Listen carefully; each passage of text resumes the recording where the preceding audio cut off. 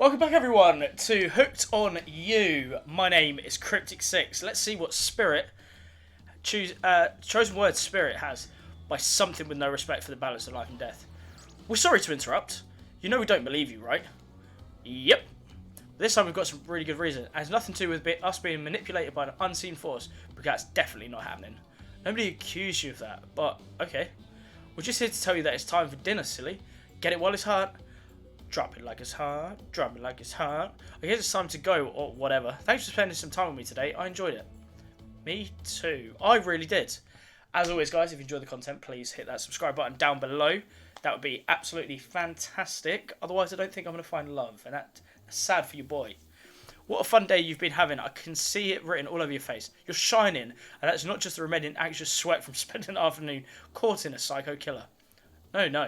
You are really feeling this whole romantic experience. Don't worry, I'll keep your dirty little secrets. But enough gentle ribbing, it's time to get back to business. All the appetising singles have arrived for dinner, including Trickster. WRAITH is here too. We're not going to do the gag where we all cram them all on the screen at the same time again, so just believe me, they're all here and they're just as sexy and demented as you remember. With your love on the line, everyone has been very careful not to offend you by saying the wrong thing. Congrats, by the way, on getting this far. I'm as surprised as you are that these four have fallen for you. No, not because of your personality, but because you just met them yesterday. However, since Wraith seems like the biggest long shot to end up holding onto your heart, he throws caution to the wind and speaks up. It's a pretty small consolation prize for being the least loved killer on Murderer's Island, but hey, letting them all have this one moment in the spotlight is the least we can do, and heaven knows they won't do anything better than that. I'm sick of watching everyone else gorge themselves while I'm preoccupied with, trying to get to the bottom of this never-ending nightmare. So tonight, none of that. I'm not really hungry anyway, so I say we just do a simple salad or something. The green kind, not the mayo kind. Mayo's gross. Mayo's disgusting. I hate mayo. I was traumatised as a child because I was at nursery, and I remember this very, very, very vividly. And, God, it sounds so stupid, but I was a kid, man, right? Had an egg mayo sandwich. I fucking hated it. I was in tears, and they wouldn't let me have my ham sandwich until I finished my egg one. But if a kid is crying to you because they don't like some form of food, yeah, just give them the other one. Like, I was in hysterics. So from that day on, I don't eat mayo, and I hate it. I hate it on my hands. Like, if I'm mixing it at work into stuff, I'm like, obviously I wear gloves, but I'm like, disgusting. Although, saying that, contradicting myself, garlic mayo. But as long as there's so much garlic in there, you can't taste anything else. I'm fine with just lettuce. It doesn't have to be fancy.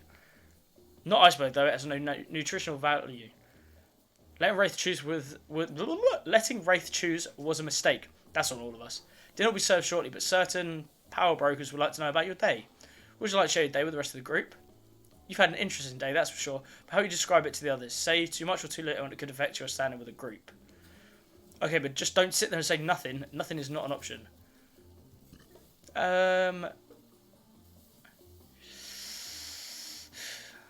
Bit of coy. Wrong thing. It wasn't really a date. More like two people wanted everyone else and choosing to be alone, but doing it relatively close proximity to each other. Oh, she loved it. Cool. That's exactly right. Couldn't have not said anything of value better myself. Spirit is clearly happy with the way you portrayed your date. No surprise. She doesn't like people getting into her business. Dwight and Claudette bring out dinner. Everyone eats in silence. No one trusts anyone now, and they're all very tired. Oh wait, no, sorry. There's a dreary supernatural horror thriller set in Antarctica, not a charming parody dating sim set in an undisclosed tropical paradise. Bony appetit. Don't you mean bon? Nope, almost everything here has a lot of bones. Even the vegetables. Impossible to avoid on this island. How does a vegetable have bones? Everyone eats without speaking.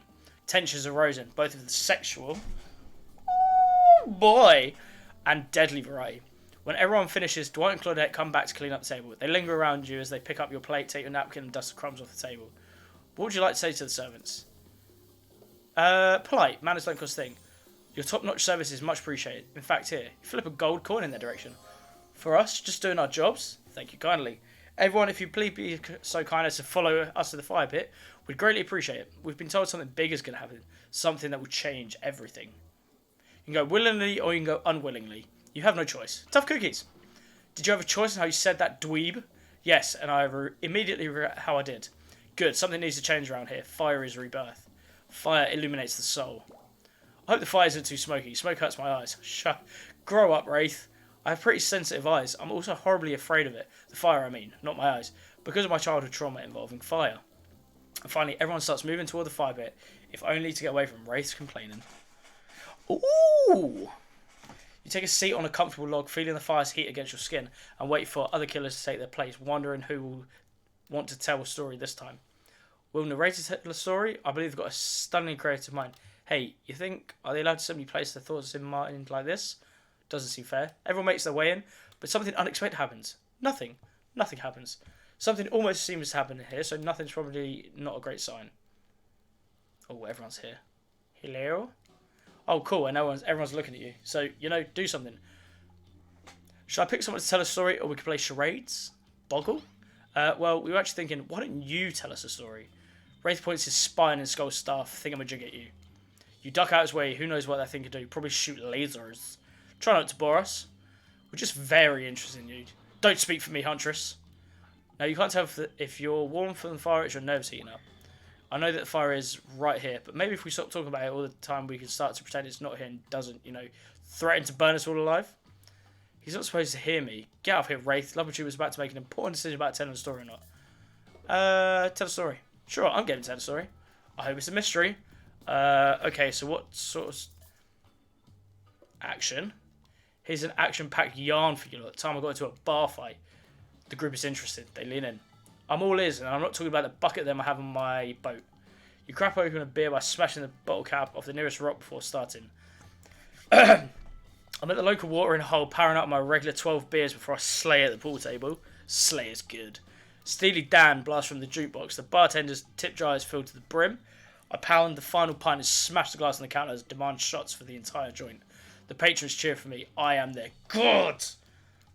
Suddenly I hear the telltale revving of engines outside. Motorcycles. The saloon doors swing open. Wait, it's a saloon now? Oh no. She's not impressed.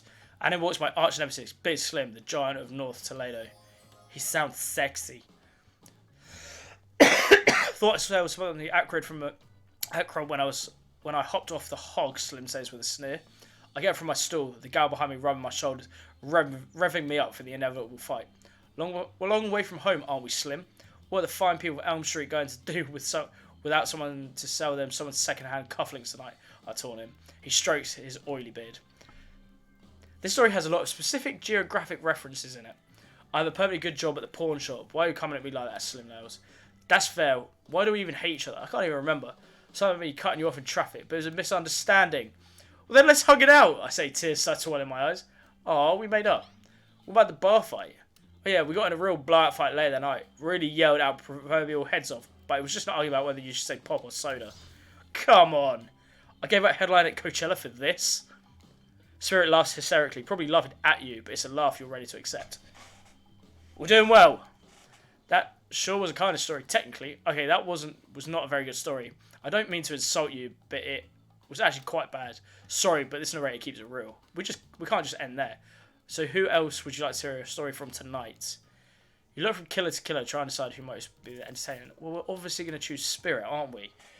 Yeah, of course. I suppose I could tell you a story. I don't really want to, but anything I say is sure better than whatever you get out of anyone else in this group.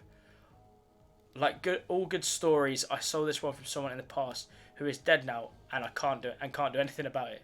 It's called The Bride. Technically, I suppose, the fiancé.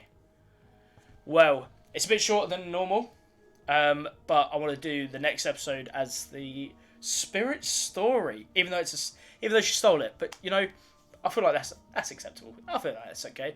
Yeah, sorry it's a bit shorter, but I still hope you enjoy. I hope you're enjoying the series. I'm really having a good time.